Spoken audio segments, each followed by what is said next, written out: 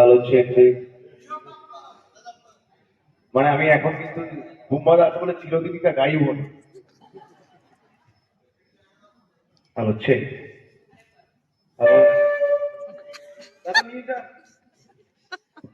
নমস্কার সবাইকে। আজকে সকালবেলা সবাই আপনারা এখানে এসেছেন সেই জন্য অসংখ্য ধন্যবাদ। যারা আমাদের ছবির যারা কাস্ট এন্ড ক্রু তাদেরকে অসংখ্য ধন্যবাদ। কাস্ট এন্ড ক্রুর মধ্যে সবাই করেন, আপনারা সবাই। সুজিতদা, thank you so very much. ভালো করে চোখের সামনে বসে থাকার জন্য thank you so much, I love you. এবং world full of emotions at this point of time running through me. কালকে রাত্রিবেলা অ্যাকচুয়ালি এক ছোট্ট অ্যানেকডোট। রাত্রিবেলা যখন আমাদের এখানে জেগে উঠেছে তখন একটা ছবি, আমার একটা লাইভ গ্রুপ আছে, মানে আমাদের ফ্যামিলি গ্রুপ। তো সেখানে মাকে পাঠিয়েছিলাম যে মা, নতুন একটা জার্নি শুরু হতে চলেছে। মা পেছনেই বসে ওখানে আপুস নয়নে তাকিয়ে। তো আমি বললাম all same, see you tomorrow. আমার মা, বাবা, বোন সবাই এখানে আছে, তাদেরকে বললাম start of a new dream, new journey. তখন মা লিখলো, বাচ্চা বা সন্তানের সঙ্গে যাই হয় না, মা কোনোদিন ভোলে না। তো মা লিখলো, মনে পড়ছে NT1-এ তোর ছবি নিয়ে গেছিলাম 2009 সালে। আমি নামটা বলছি না। ড্যাশ অ্যান্টি তোর ছবি বাক্সে রাখতে গিয়ে ছুঁড়ে ফেলেছিল। আমি ভেবেছিলাম তুই দেখিসনি, আজও জানি না তুই দেখেছিস কিনা। আর আজ কোয়েশ্চেন মার্ক। তো আমি সেদিনকে দেখেছিলাম যখন ছবিটা ছোড়া হয়েছিল, তখন আমি দাঁড়িয়েছিলাম, কিন্তু আমি এমন একটা হাব ভাব করেছিলাম যে মা আমি দেখিনি। মা তখন আমার দিকে তাকিয়েছিল, ছেলে দেখেনি তো। তো সেই দিন থেকে আজকের এই দিনটা, it has been a beautiful journey. And I can't be more thankful to Bengal film industry, যে আমার বাবা, মা, আমার বোন, এখন আমার বোন, তাদের তাদের চোখে জল এনে দেয় যখন আমার কোনো ভালো কিছু হয়। তো আমি জানি আজকে একই জিনিস হবে। এবং for everyone who is sitting here, তাদের সবারই একটা অদ্ভুত জার্নি হয়েছে টিল দিস সিট। তো congratulations to all of you. And এই জার্নিতে সবাই যারা যারা এখানে আছো, থ্যাংক ইউ সো মাচ। তো আজকে আমরা যে কারণে এখানে এসেছি সেইটা আমি বলে দিই। তোমরা অলরেডি একটু লেটে আমরা রান করছি, ওই কথাকে বলেছি তাড়াতাড়ি করবো। প্রথমে আর দেরি না করে প্রথমেই যাকে ডেকে নেব, captain of the ship Indrajit Das. বলবো, এটা খুবই একটা ইমোশনাল সময়, ইমোশনাল মুহূর্ত, শুভ মুহূর্ত। বুম্বাদা যে প্রসেনজিৎ চট্টোপাধ্যায় সিনেমা ব্ল্যাকেট থেকে উজ্জ্বলাতে দেখেছি, আরো অনেক হলে দেখেছি, পুরুষোত্তম দেখেছি, বুম্বাদার পরিচালিত ছবি। সেই মানুষটার সাথে যে প্রথমে ধাপে এলো, সেই মানুষটার ছবিতে মিউজিক করছে। তারপরে আজকে এসছে সেই মানুষটা আমার সাথে কাজ করতে রাজি হয়েছেন, তিনি আমাকে আশীর্বাদ করছেন। পরিচালনা তো সবাই মিলে করবো, আমরা সিনেমা সবাই মিলে বানাবো, ফ্লোরে সবাই মিলে আমরা সিনেমা বানাই। যে ডিওপি সেও ডিরেক্টর, যে এডিট করবে সেও ডিরেক্টর, যে লাইট বসাবে সেও ডিরেক্টর, যে জল এনে দেবে সেও ডিরেক্টর। তো everybody contributes to the process. একজনকে মাথায় থাকতে হয়, তো সেই জন্য আমি আছি। বড়সড় চেহারা তো, কিন্তু ধন্যবাদ আপনাদের সকলকে এই দিনটির জন্য। ধন্যবাদ আমার বাবা মা, ধন্যবাদ আমার গুরুকে, আমার ঈশ্বরকে, আমাদের সকলের ঈশ্বরকে। আপনারা সুস্থ থাকবেন, আপনারা ভালো থাকবেন, কারণ আমরা এমন একটা মিডিয়াম নিয়ে কাজ করি, সেই মিডিয়ামটা অতিরিক্তর মধ্যে পড়ে। প্রথম তিনটে নিড হচ্ছে আমাদের খাওয়া, ওষুধ, গৃহ আর চাকরি আর শিক্ষা। এন্টারটেনমেন্ট কামস মাচ লেটার, কিন্তু সেইটাতেও আমাদের আপনারা এত ভালোবাসা দিচ্ছেন, এতটা কাছের করে নিয়েছেন, তার জন্য আমরা অলরেডি ইনডেটেড। তারপরে বাকিটা সময়ের ওপর ছেড়ে দিলাম। আর সৌরভ বললো না 2009 সালের ছবিটা ছুঁড়ে ফেলে দিয়েছিল, সেদিন যদি ছবিটা বুকে নিয়ে নিত হয়তো আজকের দিনটা আসতো। তো এভরিথিং হ্যাজ আ রিজন। আমি এবার যিশুকে বলছি, যিশু আমাদের জয়েন করুন। যিশু is also one of the producer এবং অভিনেতা। বাকিটা যিশু এই রথটা এগিয়ে নিয়ে যান। আমার বলার কিছু নেই, I don't want to get emotional.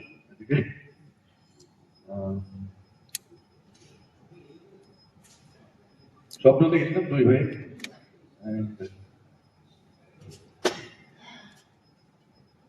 তোমার প্লিজ এসো। আরে একটু বল না। বলেন কি বলবো, তুমি এসো please।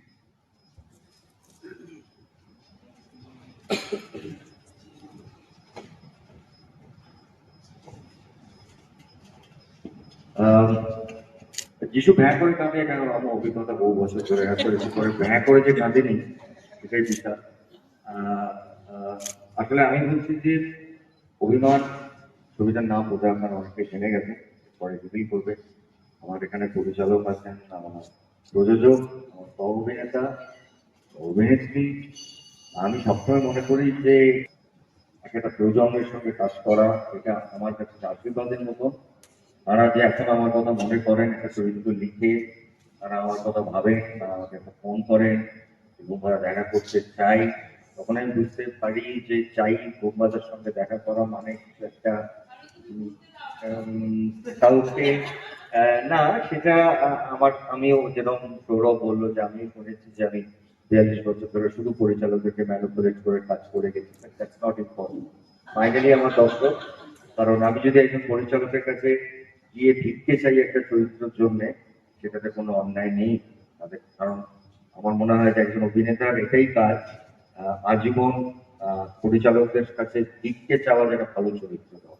কারণ চরিত্রটা তৈরি করেন স্ক্রিপ্ট রাইটার, ডিরেক্টর এবং যদি যেটা বললেন যে পুরো টিম। মানে আমি বিশ্বাস করে এসেছি আজীবন যে একটা সিনেমা যারা তৈরি করেন সেখানে প্রত্যেকটা মানুষের ইকুয়াল কন্ট্রিবিউশন থাকে। সেখানে দাঁড়িয়ে আজকে আমার ভালো লাগছে, কারণ যিশুর সঙ্গে সম্পর্কটা আমি বলতে শুরু করলে অনেকটা সময় চলে যাবে।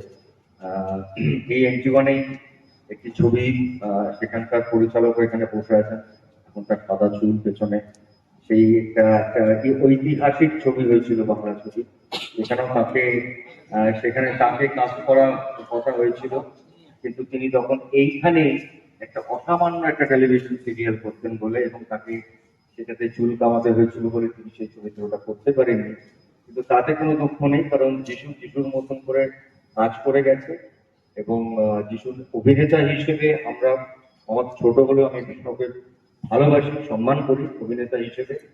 কারণ ও একটা জায়গায় নিজে থামিয়ে রাখেনি, নিজেকে এক্সপ্লোর করেছে, নিজেকে অন্যরকম ভাবে নানা রকম ভাবে এনেছে। এখানে সৃজিত বসে আছে, যে ও এক সময় প্রচুর কাজ আহ, আমার বন্ধু ঋতুপর্ণ ঘোষের সঙ্গে করেছিল। এবং আমার মনে আছে আমরা একটা শুটিং আরম্ভ করেছিলাম, ছবিটা ন্যাশনাল অ্যাওয়ার্ড পেয়েছিল। ঋতুর একটি ছবি, সেটা আমরা অরোরাতে কাজ করছিলাম। সেই ছবিটা আমি ছিলাম, বিপাশা ছিলেন, আরেকজন ছিলেন।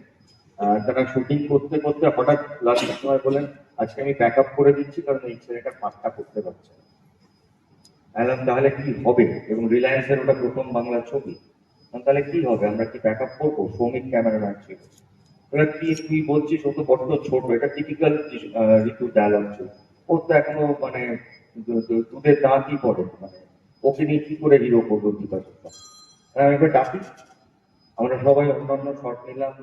যিশু একটু পরে এলো এবং বিকেল থেকে যিশু সেই ছবিটার নায়ক হয়ে গেল এবং সব চরিত্র কাল্পনিক ঋতুর সঙ্গে আমি বলবো একটা যাত্রা শুরু হলো।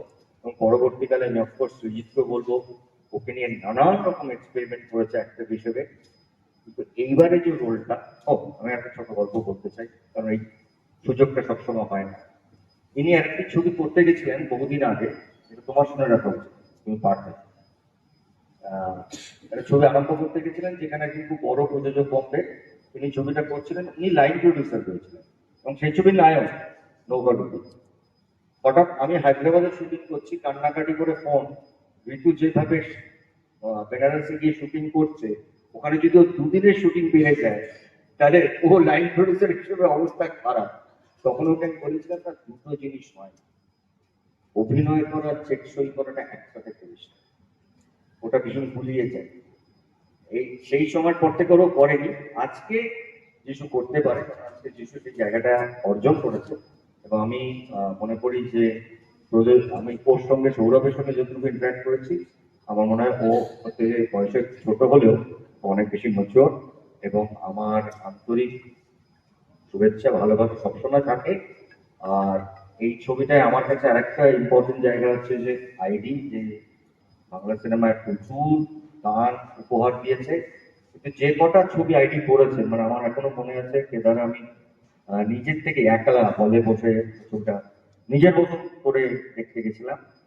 তারপরে অবশ্যই ওর প্রত্যেকটা ছবি দেখি, প্রিয় প্রবেশ আমি দেখেছি, আমি সঙ্গে ছিলাম এবং আমার অসাধারণ লেগেছিল। তো সেখান থেকে দাঁড়িয়ে একটা চরিত্র যখন ও ভেবেছে অবশ্যই এটা আমার আইডির সঙ্গে, পরিচালক আইডির সাথে যে আমার প্রথম কাজ হবে।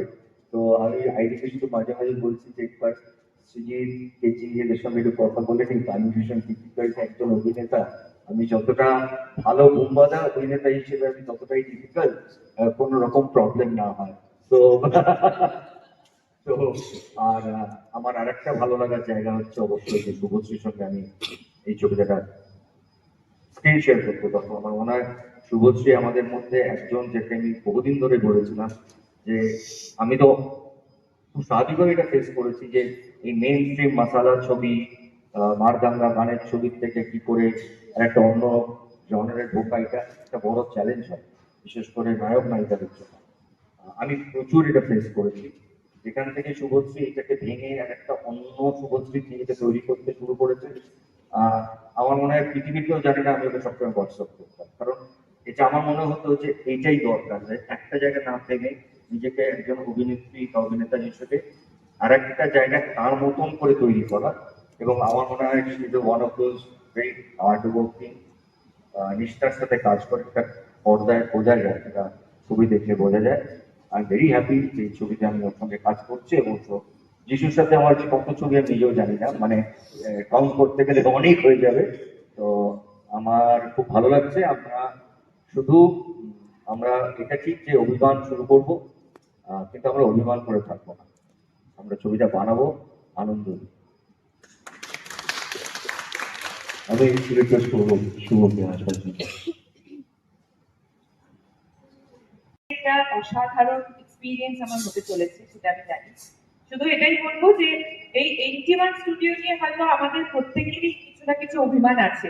আজকে এই ছবিটার সাথে আমরা সেই অভিমানটা মিটিয়ে এই ছবিটা দিয়ে শুরু করলাম একটা নতুন জার্নি। সবাই আমাদেরকে আশীর্বাদ করুন, আমরা সবাই প্রত্যেকটা দিন প্রত্যেকটা ছবি প্রচন্ড অনেস্টির সাথে বানানোর চেষ্টা করি, যাতে করে আপনাদের সবারই ভালো লাগে। এখানে যারা যারা দাঁড়িয়ে আছে তাদের এবং যারা ক্যামেরার পিছনে শুনছেন তাদের কথাও বলবো। আহ, ভালো লাগবে অবশ্যই, আমরা সেই প্রচেষ্টার সাথেই এই ছবিটি বানাবো। Thank you.